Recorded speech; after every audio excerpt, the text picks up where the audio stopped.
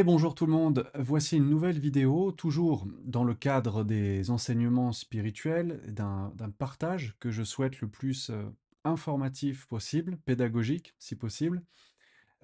Cette fois-ci, j'ai choisi de vous parler d'une figure qu'on retrouve, j'allais dire, éternellement dans la spiritualité de tout temps.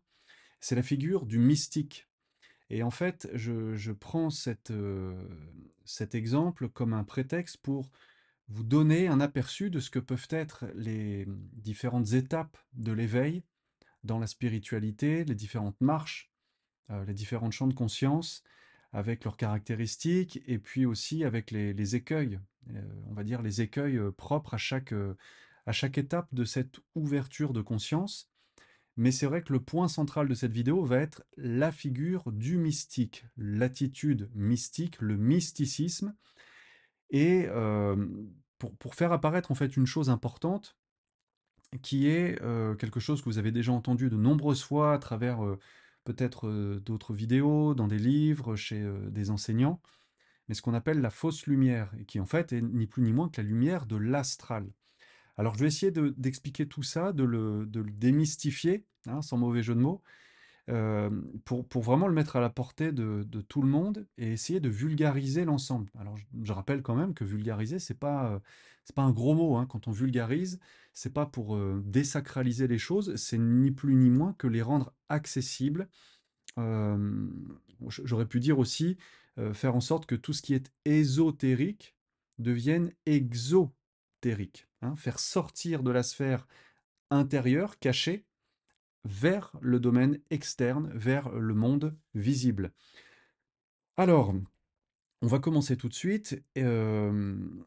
Vous savez, donc il y a tout un cheminement. La spiritualité, finalement, ce n'est pas un truc, ce n'est pas un hobby, ce n'est pas non plus une science. Comme j'ai pu le répéter dans d'autres vidéos sur Facebook, aujourd'hui on voit avec la fusion qu'il y a entre le domaine de la science, le domaine des technologies propres à l'ère du Verseau, on voit une fusion justement entre les termes scientifiques tels que vibration, énergie, fréquence, syntonisation, champ quantique. Il y a tout comment dire, un champ lexical de la science qui infiltre la spiritualité et qui pourrait laisser penser que ce domaine de la conscience, de l'éveil, finalement, c'est un domaine technique, scientifique, un truc, comme je disais, comme un autre, qu'on peut aborder vraiment par le mental et par la connaissance, pas par la connaissance, par les savoirs techniques. Or, moi, je pense, peut-être que vous ne serez pas d'accord, mais je pense que la spiritualité, ce n'est pas justement une somme de savoirs techniques, mais c'est vraiment une attitude. La spiritualité, spirit, en latin spiritus, signifie vraiment l'esprit. Mais donc on n'a rien dit puisqu'on tourne en rond là, l'esprit, spiritus. Spiritus, c'est le fait d'aller vers la lumière brillante, vers la lumière qui rayonne en quelque sorte.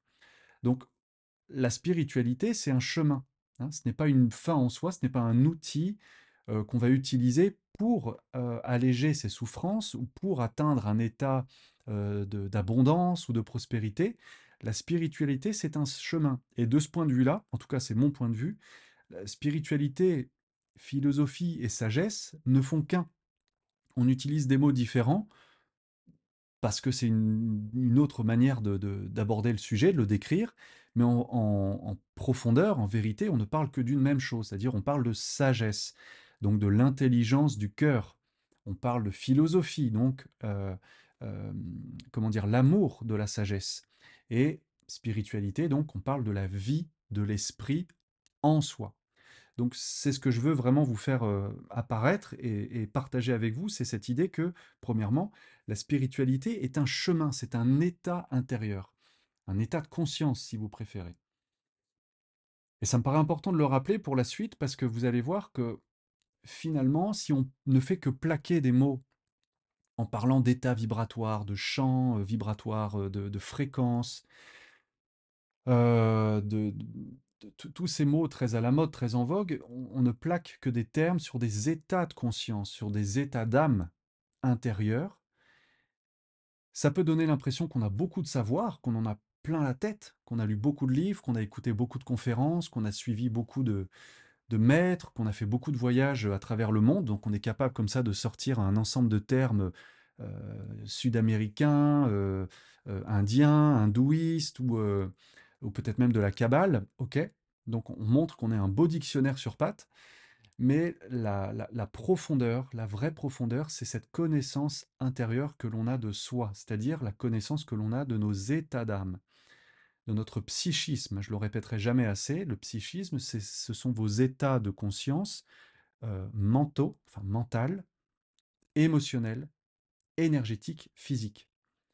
Mais pour les connaître, il faut déjà être capable de les discerner, donc de les identifier, de les voir se présenter. Il faut être capable donc de faire le silence en soi pour pouvoir simplement les observer sans même chercher ni à les nommer, à les juger, et encore moins de vouloir les changer, les transformer tout de suite, parce que sinon c'est une fuite, je dirais que c'est encore une attitude de vouloir transformer, et donc une attitude violente en quelque sorte, à rejeter ce qui est au profit de ce qui devrait être. Donc vouloir imposer quelque chose d'autre à ce qui est là maintenant. Même si la chose qui est là maintenant en nous, cette émotion, cet état de conscience, sont peut-être douloureuses, voire très douloureuses. Ça peut être un deuil, ça peut être une mauvaise nouvelle, ça peut être un événement brutal, peu importe, il y a mille et une manières de souffrir.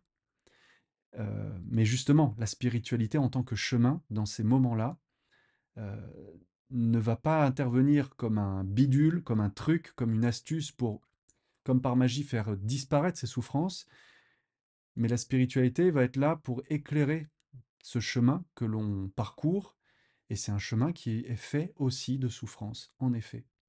Sauf que déjà, le fait de savoir qu'on a la possibilité d'avoir cette distance entre ce qu'on ressent et ce qui est, cette attitude de silence et d'observation sur ce chemin spirituel, dans cette spiritualité, ça donne déjà un grand réconfort. Donc de ne plus être le nez dans le guidon, vraiment d'être collé à sa souffrance ou d'être collé à son état d'âme. Eh bien tout ça, tout ça, ce sont des idées que je vous invite vraiment à faire mûrir en vous, à approfondir par vous-même et en vous-même.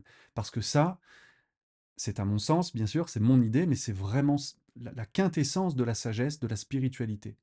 Et ce ne sont pas juste des séries de théories, de techniques, de protocoles pour attirer l'abondance ou pour... ça marche, ça peut marcher un temps. L'énergie existe, l'énergie est réelle, donc si on sait utiliser l'énergie, on a des effets. Mais c'est pas parce qu'on utilise l'énergie que on est forcément spirituel ou qu'on a une attitude sage. Et donc, j'ai pris un peu de temps ici pour vous exposer tout ça, mais ça me paraissait nécessaire. Et vous allez voir que ça s'insère bien pour la suite. Alors, revenons à notre histoire de mystique, cette attitude de mysticisme dans la quête spirituelle. Les personnes généralement qui rentrent en spiritualité, donc qu'est-ce que ça veut dire déjà? On va s'arrêter là, rentrer en spiritualité. Vous voyez, il y a un parallèle à faire entre le fait de rentrer en spiritualité comme on rentrerait en religion, par exemple, ou comme on rentrerait dans une association, dans un club. La plupart des gens que je vois aborder la spiritualité le font de la même manière qu'ils le feraient avec un club de sport, avec une association, avec une religion, avec une nouvelle religion, c'est-à-dire qu'ils le font, je dirais, de manière très volontaire, très volontariste, avec une vision ciblée sur des objectifs à atteindre, donc une vision de performance, pour se dépasser, pour atteindre un but, pour quitter un état d'être et aller vers un autre état d'être. Et très souvent, à la base de cette volonté, il y a une souffrance. Voilà, c'est ça que je veux vraiment vous faire apparaître, c'est que on rentre en spiritualité, on y va parce qu'on souffre. On est mal dans sa peau, on a fait un burn-out, ça va mal dans le couple, on n'arrive pas à avoir d'enfants, on se sent insatisfait, on n'a pas assez d'argent, on aimerait en avoir plus, on a un mauvais état de santé, on est persécuté par des pensées récurrentes, enfin, on a mille et une raisons, comme je disais, de souffrir, et il n'y a pas, je pense, de souffrance plus grande qu'une autre, c'est soi-même euh, qui, j'allais dire, on est le propre juge de sa souffrance et quelque chose qui paraît minime aux yeux d'un autre peut être une montagne pour nous. Donc je ne juge pas les souffrances des uns et des autres, je dis que c'est souvent le point de départ d'une volonté à se transformer. Donc on rentre en spiritualité, on va écouter des vidéos de conférenciers, on va acheter un livre, on va demander conseil à un ami ou au libraire. C'est très bien d'ailleurs, allez voir vos libraires et demandez leurs conseils, parlez avec eux. Ce sont souvent des personnes très renseignées. Mais voilà, donc il y a à la base un état de mal-être. Et donc, on va comme ça, si vous voulez, je vais dérouler avec vous quelques étapes de ce que peuvent être ces marches dans l'éveil pour quitter finalement la souffrance. Puisque à la base, c'est toujours ça, il y a un mal-être, un malaise, et on veut aller vers un état de plénitude. On se fait l'idée, très important ça, on se fait l'idée qu'on peut atteindre un état de plénitude pardon, par des techniques, donc des méthodes, en suivant une méthode, en rentrant dans un système qui va comme ça nous libérer de conditionnement, de douleur, de pensée, d'émotions. Et on rentre donc dans une série d'étapes, une série d'initiations, j'ose le terme puisque je vais en parler. Et là, la première de ces initiations, la première de ces étapes, ça va être de déjà discipliner son corps physique. On commence par discipliner son corps physique. Il faut bien démarrer par quelque part. On est sur Terre, on est dans le monde de la matière. N'en déplaise, euh, n'en déplaise à ceux qui disent que tout est irréel, certes, mais on est quand même, en attendant, dans un monde de matière. Et donc, euh, cette première étape, on peut la qualifier de l'étape de l'aspirant. Une personne qui aspire à se transformer, à transmuter ses cellules, sa chair, ses organes. Hein, souvenez-vous, s'il y a une maladie, s'il y a une souffrance physique dans la chair, on veut donc changer, transformer cette douleur. Donc on est dans un processus de mutation pour aller au-delà. Donc transmutation, transmutation de cette douleur, de cette chair, de cet esprit incarné, parce que ça nous fait mal. Donc on va chercher dans un premier temps une forme de non-dépendance à nos appétits physiques. Qu'est-ce que c'est que les appétits physiques? Eh bien, dans une vie d'humain, homme ou femme, c'est très simple. C'est souvent lié au premier chakra, à la racine, aux besoins de survie, au fait aussi d'engendrer. Donc les besoins physiques sont de trois ordres, hein. C'est besoin de nourriture, besoin d'argent, donc de protection, et besoin de sexe. Et oui. Parce que l'argent, c'est ce qui va nous permettre de nous habiller, d'avoir un toit sur la tête. C'est ce qui va nous permettre aussi de nous procurer de la nourriture, de l'eau à manger pour survivre. Et aussi le sexe en tant que à la fois plaisir et réconfort, mais aussi en tant qu'énergie de vie pour engendrer, créer une génération, créer des enfants, donc perpétuer l'espèce humaine. C'est un réflexe archaïque, primaire, mais on va dire que ces trois besoins, le sexe, l'argent, la nourriture, la protection, si vous voulez, tout ça définissent des besoins de survie, mais auxquels on peut parfois devenir dépendant. Et donc, dans cette première étape, l'aspirant va se rendre compte qu'il a sans doute, il a peut-être des gros appétits. Il peut avoir des gros appétits en nourriture, faire bonne chère, être un bon vivant, comme aiment dire beaucoup de personnes. Donc on boit beaucoup, on mange beaucoup, mais on ne se définit pas forcément comme un glouton ni comme un alcoolique, on pense juste qu'on aime la vie. Ok, mais bon. Peut-être que le foie, lui, n'en pense pas la même chose. Peut-être que notre notre taux de glycémie ou notre cholestérol nous font remarquer que faire bonne chère, ça a ses limites. Pareil sur le sexe. Le plaisir comme seul but peut virer à la luxure, donc c'est-à-dire une sorte de quête débridée de sensualité, de jouissance excessive. Là, je porte aucun jugement, mais je regarde simplement ce qui se passe au niveau corporel. Chez les hommes, fatigue des reins, fatigue rénale, fatigue de la prostate, fatigue donc aussi de la semence, de la capacité à régénérer ses fluides, et aussi fatigue mental, au niveau mental, car il y a un lien direct, si vous voulez, entre le premier chakra et l'espace mental, manas, le feu du mental. on épuise notre capacité de réflexion et notre dynamisme intellectuel en canalisant cette énergie de la tête au basal et en, en l'expulsant, n'est-ce pas, en pure perte. Donc, première étape, l'aspirant. L'aspirant va donc aspirer comme un désir, comme un souhait, à ne plus dépendre de ses besoins physiques, matériels, de ne plus dépendre de l'argent, de ne plus dépendre du corps, de ne plus dépendre de ses passions. Mais vous voyez, cette phase d'aspirant, ce n'est qu'une étape. On aspire à ne plus dépendre. Bon, déjà le voir, ça peut prendre longtemps. Et je dirais même que dans certains cas, pour certaines personnes, ça peut être le travail d'une vie, ne plus dépendre de ses passions et de ses pulsions. Bon, l'humanité a évolué. C'est vrai qu'aujourd'hui, il y a un champ de conscience, un niveau de conscience, oui, global, qui fait que ce sujet-là, il est globalement vu et compris, que ce soit dans la médecine ou même dans je dirais, dans la sphère du bien-être. On sait, on a compris maintenant que dépendre de ses besoins, de ses appétits physiques, c'était une impasse. Bon, néanmoins, il faut le voir. Quand on l'a vu, je dirais qu'on rentre déjà dans une seconde phase qui va ne plus concerner que l'aspect physique, qui va concerner donc l'aspect émotionnel. Et cet aspect émotionnel, donc, nous fait rentrer dans la sphère de l'astral. Euh, Avant de développer, juste sur l'astral, un instant, alors je suis désolé pour tous les fans de la littérature astralienne, du type Meroy Gévaudan ou d'autres auteurs, je ne les connais pas tous, hein. Mais c'est vrai que l'Astral, je pense, a bénéficié d'une mauvaise pub, en fait.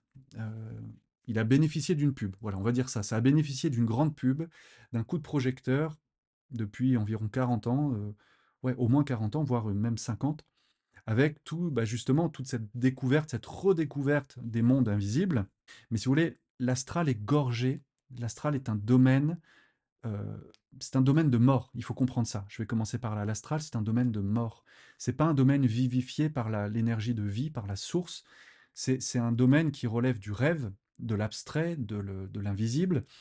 C'est un domaine dans lequel il n'y a pas de vie, mais des substrats ou des images, des réminiscences de vie. Donc il va y avoir des corps énergétiques, ce qu'on appelle des fantômes, qui vont graviter dans ce monde-là.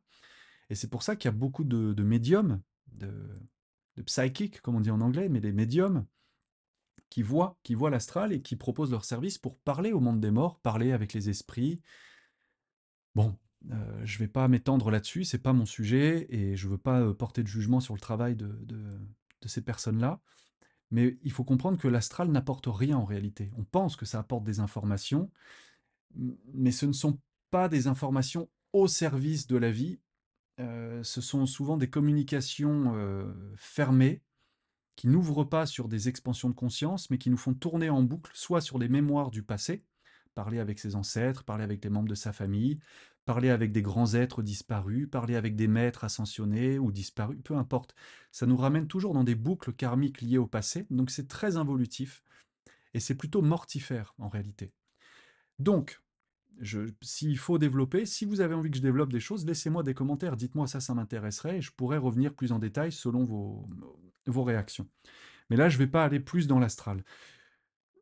L'astral est donc lié à notre émotionnel, notre corps émotionnel. Notre corps émotionnel, c'est de l'eau. Et il vibre en quelque sorte à l'unisson avec ces courants, ces fluides dans le monde invisible. Donc la deuxième étape, après avoir pris conscience que notre corps physique pouvait être une impasse, quand on va au bout des limites que, qui conditionnent le corps physique, on se rend compte qu'il y a aussi des limites au corps émotionnel. Et donc, là, l'aspirant qui aspire à cette maîtrise pour quitter les souffrances du corps physique va rentrer dans la phase qu'on appelle du disciple. C'est-à-dire qu'il va se discipliner pour maîtriser, ou je ne vais même pas dire maîtriser, il va juste essayer de discipliner son corps émotionnel. Donc on n'est plus dans la non-dépendance aux appétits physiques, mais on sera cette fois-ci dans la non-dépendance aux passions et aux pulsions émotionnelles. Les passions, les pulsions émotionnelles, ce sont, je ne vais pas tout énumérer, mais c'est tout le champ des émotions, des plus basses aux plus élevées. Euh, la haine, la colère, la frustration, l'envie, la jalousie, la culpabilité. Vous voyez comme il peut être difficile de s'extraire de ça, surtout dans une culture judéo-chrétienne comme la nôtre. Même si vous me dites, oui, mais moi je suis pas religieux, d'accord, vous n'êtes pas religieux, mais vous avez baigné dedans. Moi j'ai 40 ans, ça fait 40 ans que je vois bien les conditionnements propres à mon éducation, propres aux professeurs que j'ai côtoyés, propres aux enseignants spirituels que j'ai rencontrés, qui vous disaient non, non, moi je suis pas religieux, mais qui ne faisaient que employer le registre de la culpabilité, de la souffrance, de la pénitence, de la rédemption. On est en permanence là-dedans. On est en permanence là-dedans. Donc ça, c'est les émotions basses, mais dans les émotions heureuses, vous avez aussi tout le registre, bien sûr, de la joie, de l'excitation, du bonheur, du plaisir, euh, tout ce qui va peut-être vous émoustiller, vous mettre en appétit pour plus d'émotions positives, joyeuses. Et donc, le travail à ce niveau-là, justement pour éviter cet effet yo-yo entre des émotions à vibration basse, hein, on va dire ça comme ça, ou des vibrations élevées, c'est de discipliner notre corps émotionnel pour lui donner une forme de stabilité. Ça ne veut pas dire être froid et rigide, ça veut juste dire éviter les grandes oscillations entre des extrêmes, qui épuisent d'ailleurs le système nerveux, qui épuisent donc le corps, qui épuisent le corps éthérique et le corps physique. Dans cette phase du disciple, et là je m'y arrête parce que c'est là où je veux vraiment en venir dans le sujet du jour sur le mysticisme, cette phase du disciple, elle est à double détente. C'est que dans ce monde astral, dans ce monde des émotions, il y a donc les émotions basses, les émotions lourdes, mais il y a aussi ce qu'on peut appeler les belles émotions. Je les mets entre guillemets les belles émotions parce que j'entends par là des émotions qui font du bien, se faire du bien. Et ça, se faire du bien, c'est souvent l'attribut du mystique. Le mystique, c'est une figure que vous connaissez, que vous avez peut-être déjà croisé dans des livres d'histoire, quand on parlait des mystiques religieux qui s'isolent dans leur cabane au fond des bois, dans des grottes, dans des monastères, dans des sanctuaires au sommet d'une montagne. Ces mystiques, en fait, sont des personnes qui ont été éblouis par la lumière de la spiritualité. Ils ont été littéralement éblouis, effectivement, par une lumière aveuglante, une lumière qui est souvent d'ailleurs une lumière réfléchie. Je vais expliquer ça. Mais une lumière qui les a aveuglés à tel point qu'ils sont dans un émerveillement et une forme d'admiration, alors soit pour l'être qu'ils ont perçu dans cette lumière, est-ce que c'est un maître? Est-ce que c'est un, alors incarné ou désincarné? Est-ce que c'est un enseignant? Est-ce que c'est un gourou? Euh, Est-ce que c'est un initié? Peu importe, mais le mystique est aveuglé. C'est ça que je souhaite vous faire retenir aujourd'hui. Le mystique est aveuglé parce qu'il a découvert ce qu'il a aperçu, entreaperçu dans cette phase d'éveil justement au subtil, et il va prendre pour réel et pour dogme absolu cette nouvelle lumière qu'il vient de découvrir. Ça, je le vois encore beaucoup chez des personnes qui, justement, ont commencé leur chemin dans la spiritualité, ont lu des livres, se sont intéressés à des philosophies anciennes ou à des traditions. Ça peut être la Kabbale, ça peut être l'hindouisme, le brahmanisme, ça peut être dans la théosophie, ça peut être différents courants de l'occultisme. Peu importe, j'allais dire, peu importe la porte d'entrée que vous choisissez ou que ces personnes choisissent, mais il y a une fascination, une sorte de séduction qui a opéré chez la personne pour une nouvelle théorie, pour un nouveau personnage, un nouveau maître, un nouveau gourou, un enseignant, quelqu'un qui les inspire et quelqu'un dont ils boivent les paroles, dont ils boivent l'enseignement, à tel point qu'ils vont suivre cette personne dans ses retraites, dans ses voyages au bout du monde, euh, qui vont appliquer ses préceptes et ses conseils, même si très souvent ces gens-là vous disent oui, oui, mais cette personne-là, c'est pas un gourou, c'est pas un maître, il vous dit pas quoi faire. Non, il vous dit pas quoi faire, mais vous suivez quand même son enseignement, vous suivez ses protocoles, vous payez, vous payez pour avoir accès à ses cours, à ses protocoles, à ses techniques, à son savoir, pour appliquer ses méthodes, en espérant atteindre les objectifs qu'il vous a fait miroiter, qu'il vous a montré. Ok, Cette attitude du mystique, je dirais qu'elle a un gros problème, c'est que très souvent, les personnes qui en sont là s'illusionnent. Ils s'illusionnent sur le fait que ça y est, ils sont arrivés. Ils sont arrivés, ils ont trouvé la source, ils ont trouvé la puissance, parce qu'il y a souvent ça derrière aussi, le pouvoir, et qu'ils vont comme ça pouvoir eux aussi devenir des maîtres, devenir des figures rayonnantes et éblouissantes pour les autres. Alors je dis pas que c'est forcément fait avec un fond de mal intentionné, parce que très souvent, chez ces gens-là, il y a l'envie de bien faire, c'est-à-dire d'aider les autres, de pouvoir à leur tour être un guérisseur, un thérapeute, un coach, un médium, un enseignant, un canal, au service des autres. Mais la vérité, si on arrête de se mentir 5 minutes, c'est que avant ça, avant cette ambition altruiste, il y a quand même un très fort ego spirituel euh, qui naît à partir du moment où les gens, lorsqu'ils acquièrent comme ça des savoirs et des connaissances, ce que je viens de évoquer là, toute cette lumière qui les a éblouis, eh bien, ils commencent à utiliser des mots compliqués, la vastitude, l'impersonnel, l'intranscendenté, et puis des mots, aujourd'hui, des mots techniques, comme je l'ai dit tout à l'heure, sur la syntonisation, les champs fréquentiels, enfin bon, bref. Tout ça finalement pour se faire croire à eux-mêmes et aux autres qu'ils sont érudits, qu'ils sont donc des mystiques, c'est-à-dire qu'ils ont goûté à une lumière, à une source qui les a traversés, inspirés, et qu'ils sont maintenant des érudits, des représentants peut-être même, allez savoir s'ils ne sont pas des avatars d'une grande déité ou d'une grande vie céleste. Alors, c'est pas grave, ce n'est pas grave, mais j'essaye de vous faire apparaître que ce n'est qu'une étape, mais que c'est un gros morceau pour la plupart des gens que j'ai rencontrés, parce que cette étape-là, justement, du mystique, donc de la discipline de son corps émotionnel, c'est quelque chose qu'on n'a pas envie de faire, parce que ça procure un tel sentiment de bien-être, un tel sentiment de pouvoir, de puissance, une bonne estime de soi. Et je comprends, c'est important d'avoir une bonne estime de soi, et cette lumière à laquelle on a goûté, et que les gens nous renvoient, parce que justement, on utilise des mots compliqués, on paraît érudit, on paraît sachant, euh, ça nous fait sentir tellement bien qu'on serait tenté de rester dans cet état. Sauf que, et là je parle de mon expérience personnelle, pour être passé par là aussi, sauf qu'en réalité, quand on est dans cet état-là, on ne progresse pas, on tourne en rond. Alors on peut tourner en rond, notre rond il peut être très grand, hein, si vous voulez, notre cercle il peut être très long, donc on n'a pas l'impression de tourner en rond, on a l'impression d'évoluer, de voir des gens différents, qu'il se passe des choses, ça bouge. Ouais, ça bouge. Mais ça bouge beaucoup à l'horizontale en fait. Donc il y a du mouvement, il y a de l'activité, on ne va pas dire que c'est neutre ou froid, il y a toujours ce sentiment de confort, mais en fait, il n'y a pas de verticalité. C'est-à-dire qu'une fois qu'on a été ébloui, saisi par cette lumière, qu'on est dans cet état de mystique, on a tendance à se complaire dans cet état.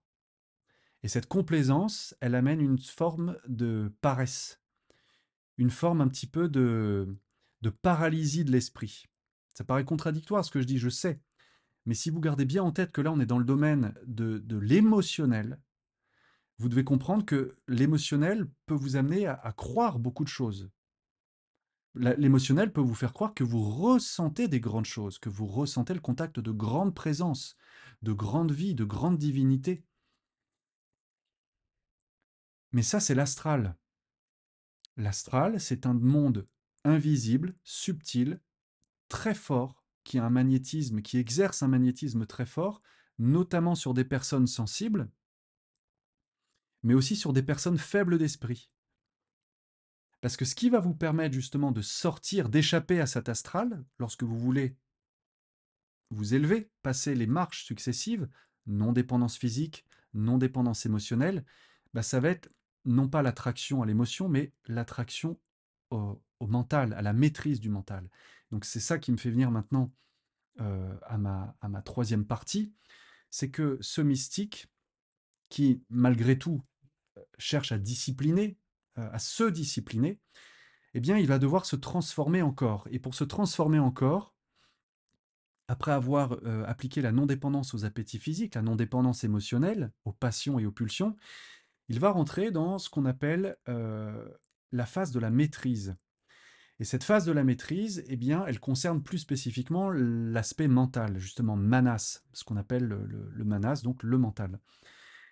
Ça, je dirais, une phase qui est relativement courante actuellement, où on voit encore pas mal de personnes atteindre ce niveau-là.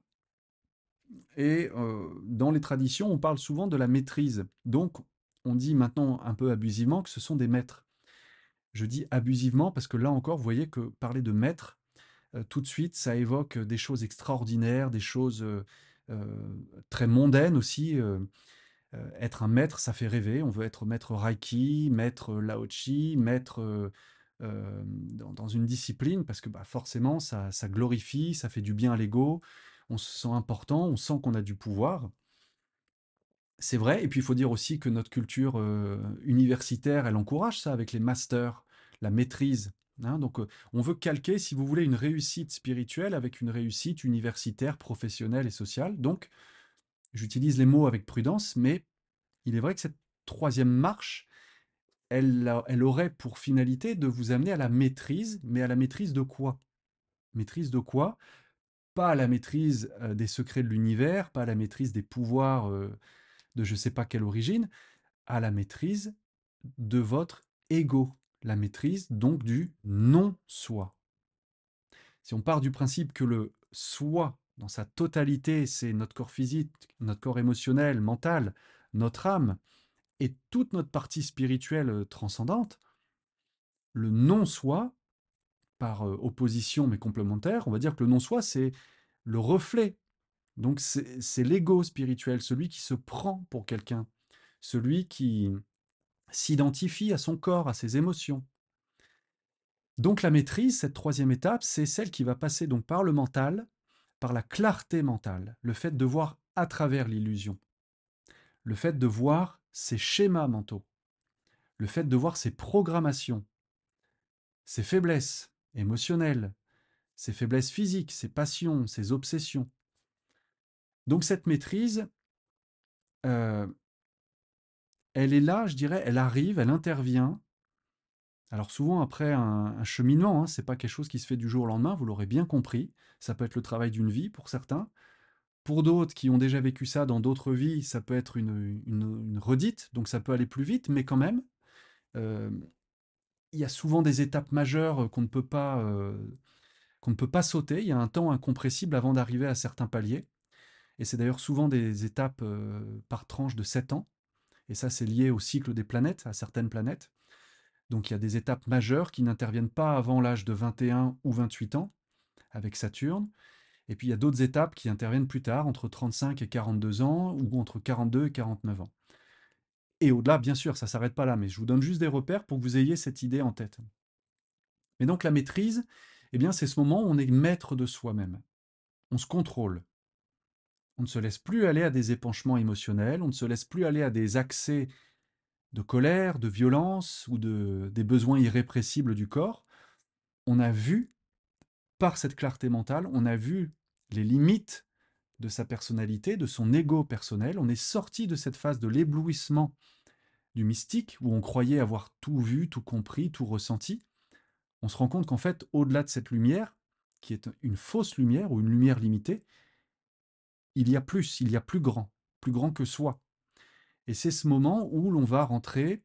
Alors, ce sont des termes, il ne faut pas s'accrocher aux termes, mais je vous les donne puisqu'ils existent. On va rentrer donc dans la phase vraiment de l'initié. Donc, je répète tout. Premier temps, maîtrise du corps physique, enfin, non-dépendance au corps physique, c'était l'aspirant. On aspire à sortir de son état, un état de souffrance généralement. Deuxième étape, le disciple. On va donc discipliner son corps physique et son corps émotionnel, mais avec la grosse ornière du mystique qui croit avoir trouvé la lumière et qui baigne dans ce monde astral. Donc il va falloir sortir de l'astral par un effort mental de discipline, de maîtrise. Donc c'est on va dire la troisième étape, celle de la maîtrise. Je maîtrise mes ardeurs, je maîtrise mes velléités, mes prétentions, mon orgueil. Je fais preuve de dépassement de moi, dépassement du non-soi. Oubli, oubli de ces petites volontés. humilité, sérénité, et donc j'aspire à donner l'exemple. Tout ça, c'est les 3 étapes. Et quand on en est là, généralement, c'est qu'il y a un contact qui s'établit avec l'âme. Il y a un contact vraiment beaucoup plus clair, beaucoup plus profond qui se fait avec l'âme, puisqu'on n'est plus embrouillé, embrumé par le marécage de nos passions, de nos vicissitudes. On est capable de rentrer dans un moment qui s'appelle, donc je l'ai dit, le moment de l'initié, et qui est un moment en quelque sorte de renoncement. Alors ça peut paraître triste comme ça et assez aride, ça ne l'est pas du tout en fait, mais je vais essayer d'expliquer ça de la manière la plus simple qui soit. C'est-à-dire qu'on ne cherche plus le spectaculaire, on ne cherche plus les honneurs, on ne cherche plus les miracles non plus. On rentre dans quelque chose de plus profond, de plus discret aussi. C'est ça que j'appelle le renoncement, et qui nous amène finalement à l'harmonie. L'harmonie avec tous nos états intérieurs, l'harmonie avec ce que l'on est, sans chercher à rajouter des choses. Euh, et ça, pour vous l'expliquer, je pourrais parler un petit peu justement de la tradition zen japonaise, le wabi-sabi par exemple, et qui est l'état de sagesse dans l'imperfection. L'état de sagesse dans l'imperfection. On sait à ce moment-là, au niveau de la 4e initiation, quand on devient un initié, initié aux lois de la vie, on sait qu'on est imparfait. On sait que la perfection n'est pas de ce monde. On sait qu'on est venu avec un certain bagage karmique, mais on sait aussi qu'on a un objectif dharmique, un objectif d'incarnation, un objectif de vie. Et donc on sait qu'on se situe entre ces deux tensions, entre ces deux polarités. Et que, par définition, eh bien, rien ne sera jamais parfait, il y aura toujours une oscillation entre du plus, du moins, entre des ténèbres et de la lumière. Mais on arrive à vivre cette harmonie. On est déjà capable de, de, de vibrer à l'unisson, alors là je pourrais utiliser le mot, de syntoniser cette harmonie en nous-mêmes. Ça, c'est la phase de l'initié qui opère une forme de transfiguration. Figure, l'image de soi, trans, au-delà. On dépasse l'attachement à sa propre image, à l'identité qu'on s'est fait de soi-même. On sait qu'on est une âme, et notre âme n'est plus simplement identifiée à notre personnalité. C'est-à-dire, on n'est pas simplement identifié à notre position sociale, à nos honneurs, à notre carrière, à nos réussites, à nos échecs. On est une âme, donc un principe profondément immatériel, profondément spirituel, mais incarné. Donc on est bien dans cette terre, on est bien dans cette existence, au contact de la matière, au contact des épreuves, au contact du réel. Et cette âme, elle sait qu'elle a un chemin, un parcours dans l'océan de vie, au-delà de cette planète, dans l'univers. Ça, c'est la transfiguration, le fait de ne plus être simplement identifié à sa petite personne. Notre petite personne a sa place, mais elle n'est pas tout. Ce n'est pas moi, je, centre du monde, c'est je suis une goutte d'eau dans l'océan de vie. Et je dirais que l'étape de l'initié, c'est de se sentir vibrer et vivre en harmonie avec lui-même, déjà lui-même, ses imperfections, ses attributs, et son environnement. Environnement proche et lointain. L'environnement proche, c'est votre quotidien, votre foyer, votre famille, vos collègues, les personnes que vous rencontrez, votre vie au quotidien, mais aussi le cercle plus large de la vie en général, le pays dans lequel vous êtes, la nation, ce monde dans lequel on est en ce moment, imparfait, très imparfait. Ce système solaire dans lequel on est, avec ces planètes, cette voie lactée dans laquelle on est, avec ces ensembles de soleils, etc. Trouver ce point d'harmonie, ça c'est vraiment la phase de l'initié. L'initié donc qui n'est plus un aspirant, qui n'est plus un disciple, qui n'est pas non plus un maître, qui ne cherche pas à se faire appeler maître. Ceux qui se font ou qui cherchent à se faire appeler maître, vous comprenez maintenant que ceux qui veulent se faire appeler maître ou qui se donnent le titre de maître sont des jeunes êtres en réalité. Ils n'ont pas encore atteint à cette non-identification à leur ego. Ils en sont encore au fait de vouloir être quelqu'un et de vouloir arriver quelque part. Cette phase de l'initié, donc, si je devais la mettre encore en relation avec d'autres notions pour vous situer, Eh bien, chez les bouddhistes, pardon, on dit que c'est justement la phase de l'identification au plan bouddhique, un plan d'amour, un plan d'harmonie, un plan de juste relation. Juste relation voulant dire l'harmonie avec soi-même et l'environnement, les autres et l'environnement. Donc dans cet état-là, l'initié fait que naturellement, c'est un travail, mais naturellement, il rayonne les notions d'amour, de compassion, de fraternité et de respect de la différence. Il ne cherche pas à imposer aux autres une méthode, il ne cherche pas à édicter des règles et des lois pour que les autres se conforment à lui. Il sait que la différence fait partie des lois de l'univers et que c'est justement dans ces différences et dans cette imperfection que réside la sagesse. Alors comme ça, c'est des mots, hein, vous allez me dire, ouais, c'est bien beau, c'est encore des mots, mais ça donne quand même des perspectives et des idées, j'espère claires, sur des états d'être. Vous voyez, je cherche pas simplement à plaquer des mots pour dire, voilà, ça c'est ça et c'est comme ça. Ce sont des états d'être avant tout, que vous pouvez peut-être ressentir, que vous avez peut-être déjà ressenti. Et si vous les avez ressentis à l'occasion, c'est bien, c'est-à-dire qu'il y a une fenêtre qui s'est ouverte sur cet état d'être, mais je dirais que le, la finalité, même si c'est pas le bon mot, puisque ça voudrait dire que c'est un objectif à atteindre, le, la manière la plus harmonieuse, c'est justement de vivre ces états-là sans même avoir à y penser. S'ils sont encore fixés comme un objectif à atteindre, ça veut dire qu'il y a une forme de violence à vouloir quitter ce qui est pour imposer ce qui devrait être. Donc on est encore dans une forme de dualité, de volontarisme qui nous fait nous mesurer, nous comparer. Alors je continue un petit peu mon exploration pour vous montrer ce qu'il y a après. Alors là par contre, on rentre dans des choses qui sont très abstraites et qui deviennent difficiles pour notre mental à saisir. Et moi-même, j'aime pas trop en parler parce qu'en fait, ça donne comme ça l'impression que ce sont des domaines facilement accessibles. Et ça donne toujours l'idée à des plus malins que soi d'utiliser ces mots pour s'attribuer des qualités ensuite. Donc, je m'explique.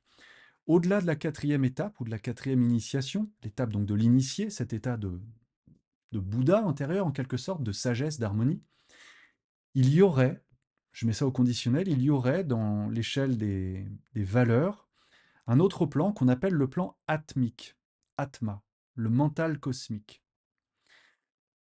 Et donc là, on n'est plus simplement dans la notion de juste relation, de vouloir le bien de l'ensemble, on rentre, pardon, de vouloir le beau, les justes relations, on rentre justement dans un exercice plus pointu qui serait celui de souhaiter et d'œuvrer du point de vue dharmique, le dharma, pour le bien de l'ensemble. Alors à ce niveau-là, je vous dis, ça devient complexe parce que là, autant dire que ces êtres-là sont plus que rares. Donc c'est pas facile de se faire une idée de ce à quoi peut ressembler quelqu'un qui serait un adepte, puisque là maintenant on parle d'un adepte, ce n'est plus un initié, c'est un adepte, car il a adopté la voie, il l'a fait sienne, et la voie c'est la voie du service, la voie du dharma.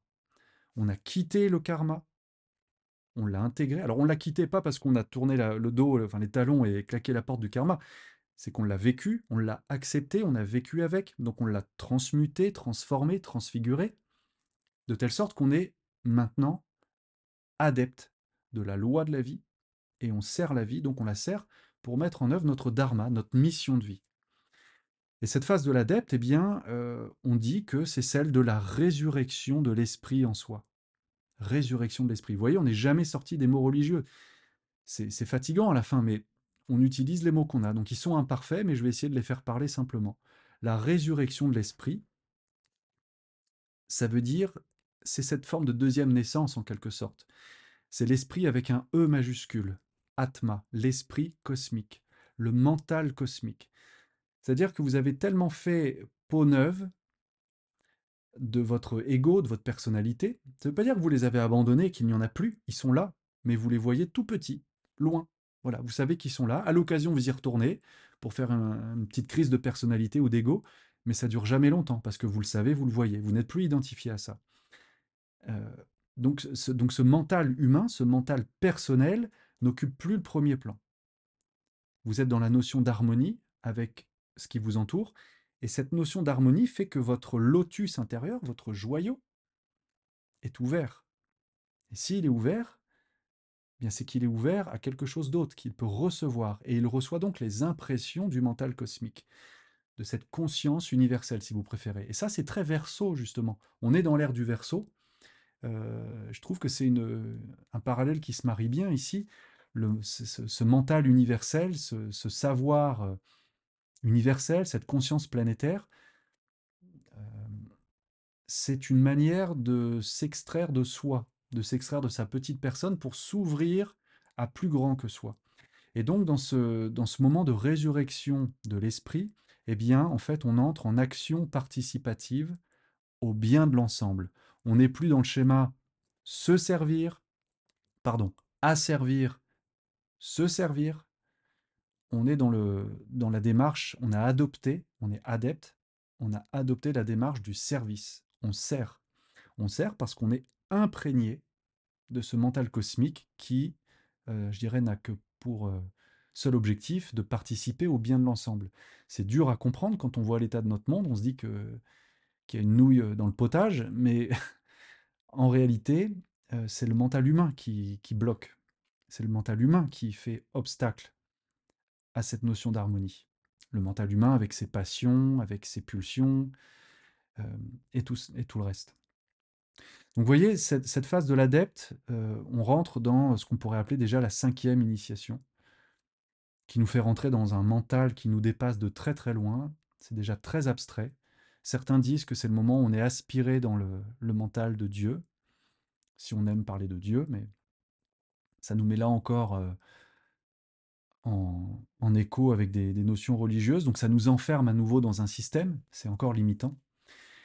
Et puis alors, je vous le donne, mais alors vraiment pour information, parce que là, par contre, je crois qu'on touche aux confins du raisonnable et du bon sens humain, mais au-delà de l'adepte, au-delà de l'initié, de l'adepte, il y a encore une marche qui nous met, je dirais, davantage, toujours dans une vie d'humain, qui nous met davantage au contact du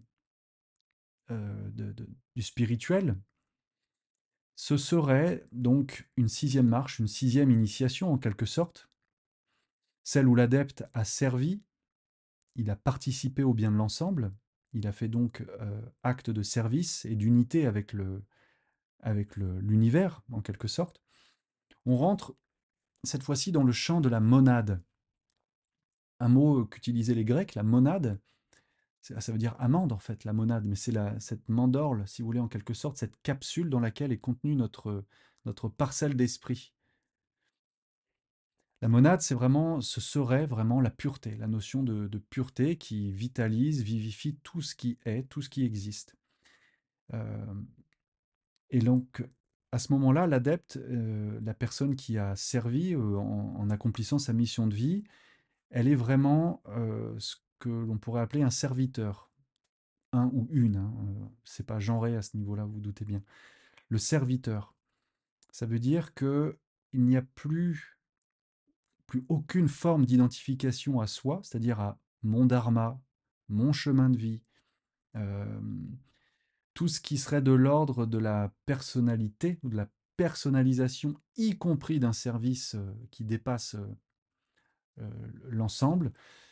C'est vraiment la figure intégrale du serviteur. Alors dans les traditions, dans les textes de théosophie, on parle du shoin et serviteur de la loi, serviteur de la loi.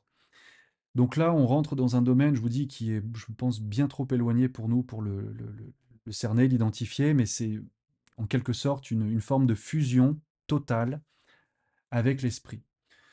Mais voyez, c'est déjà tellement loin de nous que ça mérite même pas qu'on s'y attarde plus, parce que je ne sais pas si on peut vraiment dire que cette étape-là, elle concerne l'ensemble.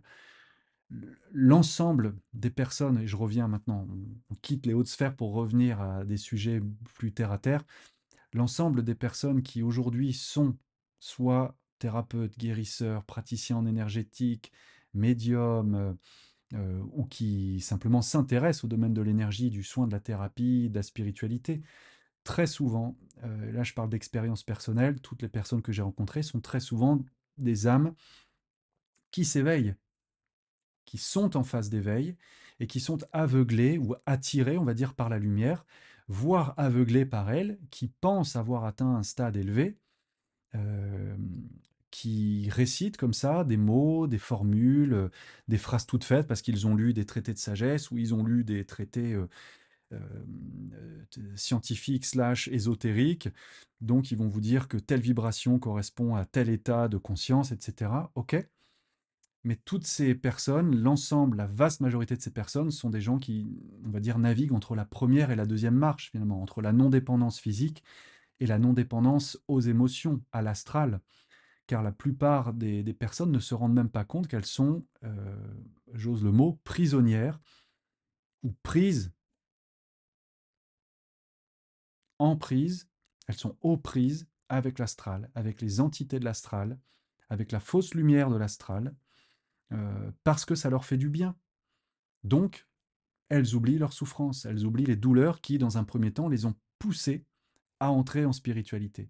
Sauf que, comme je vous le disais, cette marche-là, eh bien, c'est une phase qui peut vous faire tourner en rond pendant très longtemps. Il n'y a pas de verticalité, il y a plutôt une forme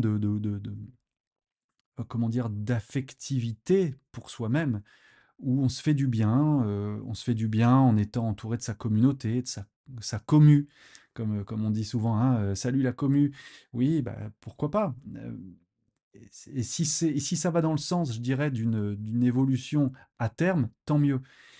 Mais voilà, je dirais que répéter des mots creux, il n'y a pas de vécu derrière, il y a juste des récitations comme les enfants récitent des poésies. Bah voilà, là il y a des gens qui récitent des mantras, des formules, des mots, des noms. Ça produit un effet un certain temps, mais dès qu'on arrête, ou je dirais dès que la formule est épuisée, ça produit plus les effets. Donc la loi d'attraction, ça marche un temps, la loi de prospérité, ça marche un temps, les formules de guérison, ça marche un temps, puis les douleurs reviennent, l'inconfort revient, les affirmations positives, ça marche un temps, mais je dirais que jusqu'à ce que vous arriviez vraiment à un moment critique qu'on appelle la nuit noire de l'âme, où là vraiment euh, vous allez passer à la machine à laver et à l'essorage. Vous allez finir à poil parce que les vêtements auront été tellement essorés qu'il ne restera plus grand-chose de ces habits d'ego spirituel. Il se peut que vous restiez un moment dans la sphère de l'astral.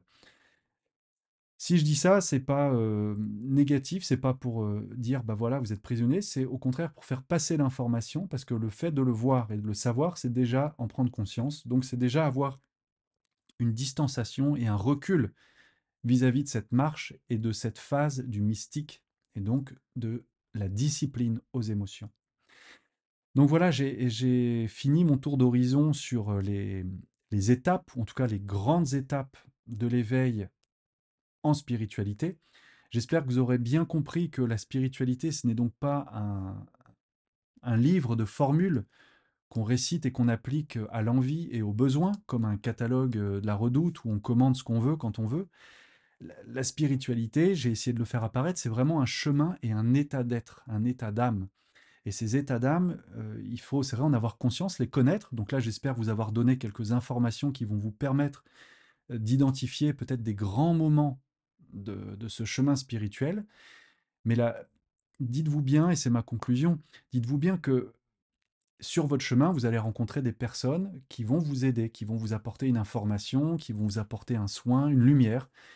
Et, et c'est vrai que j'ai tendance à croire qu'on a toujours besoin d'un plus grand que soi et aussi d'un plus petit que soi. Voilà, c'est cette notion d'harmonie entre les personnalités. Mais le seul maître dont vous ayez besoin, c'est vous-même. Le seul guide dont vous ayez besoin, c'est votre âme. Le seul thérapeute qui pourra vraiment vous guérir, c'est votre esprit.